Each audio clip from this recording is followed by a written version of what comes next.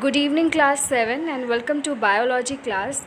So we are studying chapter 5 excretory system, and today we are going to study about nephron, its part and its function.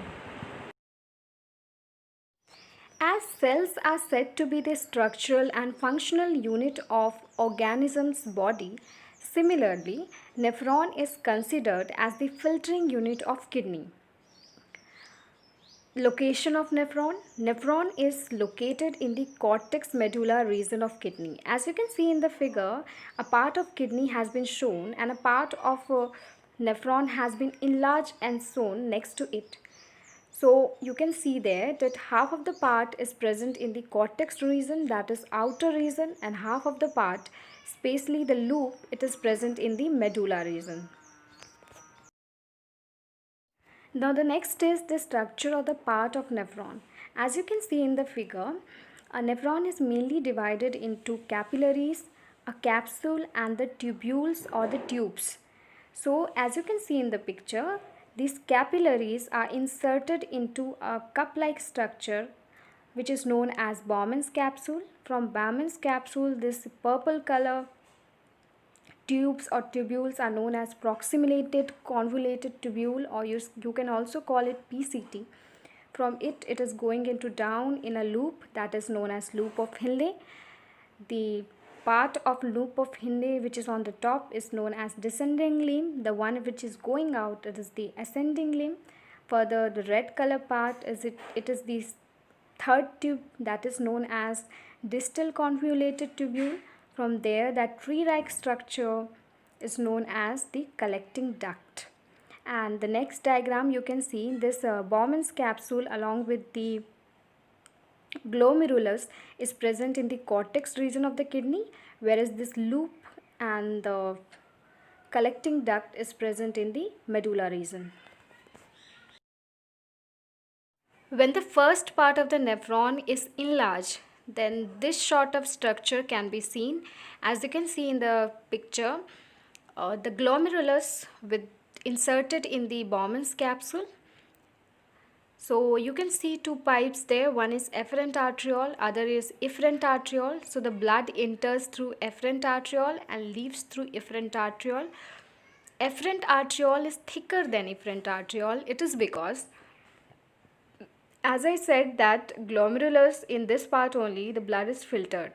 So when blood has to filter, it has to be coming in a very high speed, the very high pressure. So for that reason, this efferent arteriole is thicker in comparison to the efferent arteriole. Now this glomerulus is acting like a sieve. As the sieve is filtering the solution, similarly it is filtering the blood. So the filtrate which is received after the filtration of blood is passed through the Bowman's capsule into the next tubule, that is proximal tubule. As you can see, this blue arrows, this shows the direction of the movement of the filtrate down. Now this Bowman's capsule are very porous, means they have small holes, very small holes. So through it this filtrate can come down.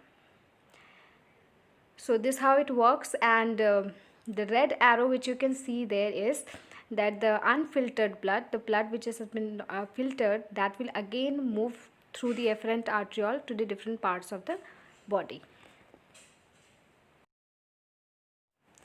So nephron makes urine in 3 steps. The first step is filtration, which was already explained to you in the previous slide.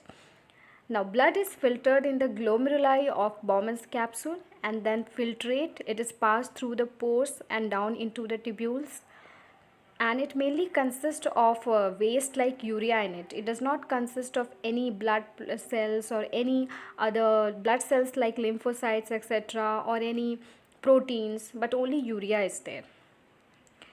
Now the next step is reabsorption. Now let me make this clear that when filtration takes place, the filtrate has been produced, this flowing down to the tubules. In the first tubule, that is proximulated convoluted tubule, proximal convoluted tubule, or you can call it PCT. So when the filtrate comes to this part, filtrate does not consist of all waste material. It also have something useful in it. Few useful products are also there. So it need to be again absorbed from the filtrate, and it need to be sent to different parts of the body where it is required. So for that reason, this second process of reabsorption takes place. So, absorption of the useful substance again from the filtrate is known as reabsorption, and this part is taken place in the tubules of the nephron. Tubules like PCT, loop of Henle, and DCT. Now this process is controlled by, this reabsorption process is controlled by various hormones. Hormones are the chemicals which are circulating in your body, and it is produced by a special gland in your body, and which facilitate different processes in your body. So the first is the PCT, or proximal convoluted tubule.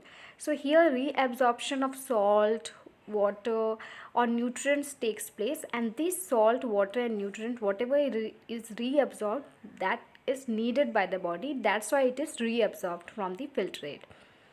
And in this part only, the maintenance of pH of blood takes place. Now what do I mean by pH?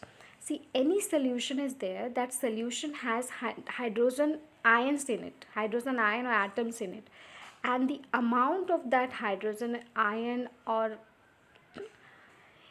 atom in it, consider it or regard it that the solution is acid or basic. So it helps in maintaining that of the blood. The next is loop of Henle. Loop of Henle, here reabsorption of water takes place, certain salts etc. take place, and here the maintenance of the concentration of urine also takes place. Now what do I mean by the maintenance of concentration of urine? See, urine, if lot of water will be there in the filtrate, then the urine will be thick. It will form a thin urine. It will form, means lot of water, and when lot of water is present in a solution, then it is known as dilute solution. And when water has lot of solid substances in it, then it will be thick, then it will be known as concentrated solution.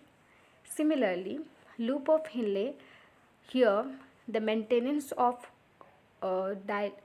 concentration of urine take place. That means it decide here that whether the urine which is formed will be thick or thin in solution. The next is DCT.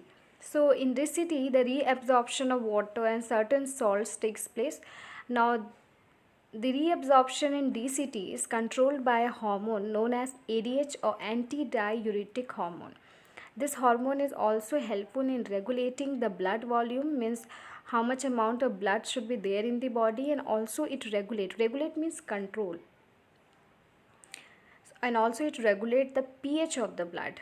pH, as I told you, that any solution blood has hydrogen ion in it, hydrogen ion or atom in it. So this amount of hydrogen ion, means if larger amount of hydrogen ion is there, then it will be called as basic solution, and if basic blood, and if lower amount of it is there, then it will be acidic.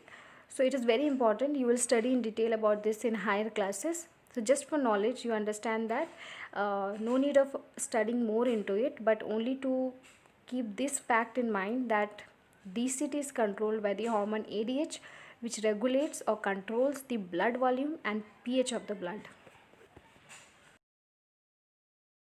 The third step is secretion. So after the filtrate has undergone the process of reabsorption, whatever useful substances or water or salt which are needed by the body is reabsorbed from the filtrate. The filtrate is now remained with or left with urea, small amount of mineral salts and water. Now these are the waste which need to be thrown out from the body. So this together will form urine, and it will get collected in the renal pelvis of the kidney. Renal pelvis, if you remember, when we were talking about the structure of kidney, we talked about the renal pelvis. This is a white structure or cavity that is emerging out from the medulla region, from the kidney. So the filtrate get collected here in renal pelvis and forms the urine, and then from here it will move down to the ureter, as renal pelvis will come down in form of ureter, and from the ureter it will go to the urinary bladder. It will get stored there in the urinary bladder, and when the person feels like urinating, when the signal comes from the brain, then through the urethra the urine is expelled out from the body. And if you look into the composition of urine, means what is the urine made up of?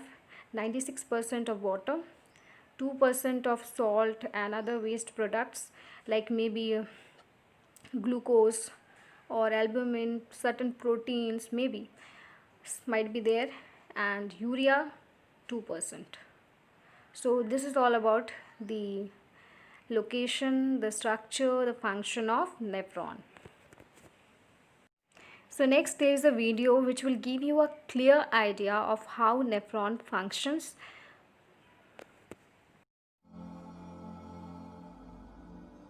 The kidneys are bean-shaped organs on each side of the spinal column.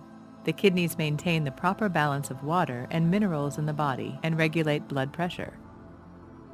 In addition, the kidneys continuously filter and cleanse the blood. Waste products are then expelled in the urine. Each kidney receives blood through a branch of the aorta called the renal artery. This blood is then filtered through nephrons to produce urine. There are about 1 million nephrons in each kidney. Each nephron contains a small tangle of porous blood vessels called a glomerulus. Fluid that is to become urine leaks out of these blood vessels into a thin bowl-shaped structure called the Bowman capsule. The glomeruli are located in the outer part of the kidney or the cortex. From here, urine drains into tubules in the inner layer of the kidney called the medulla and then into the collecting ducts. Urine drains through the ureter, the tubes connecting each kidney to the bladder, and then through the urethra, the tube that leads outside of the body.